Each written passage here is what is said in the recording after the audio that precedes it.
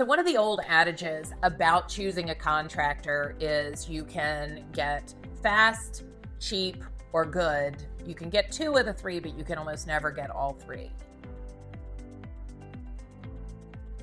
Lots of people ask me all the time, hey, do you have somebody who can do this? Hey, who do you know that can build an addition or renovate my bathroom, all that sort of stuff. Always, you can reach out to me if you're in the Richmond metro area. I'm happy to put you in touch with a great person to do those things, but the same person might be great for one and not so great for the others. So if you want to get an idea of what questions to ask, get my free guide on how to hire a contractor. But here are like the top 3 things that I think you should know.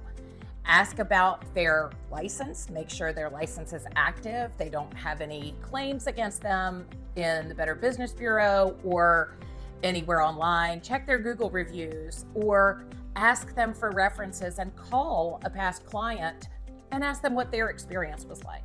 Don't necessarily go with the cheapest contractor because sometimes they're cheap for a reason. And often it's going to be because they're slow or they, as my father used to say, just need a new set of tires. They might have a reason that they need to go in cheaper. Are they using inferior materials, or they're not going to do the full scope of work that you need to be done? So make sure that you are getting a lot of clarity on the actual work that needs to be done.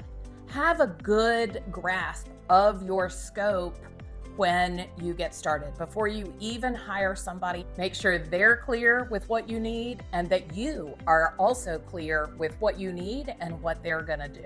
Because if you hire somebody to renovate your bathroom and they're thinking all they're doing is tile and you're thinking they're gonna also do all the trim work and finish it and do drywall and plumbing, there's gonna be a lot of bad miscommunication and disappointment along the way.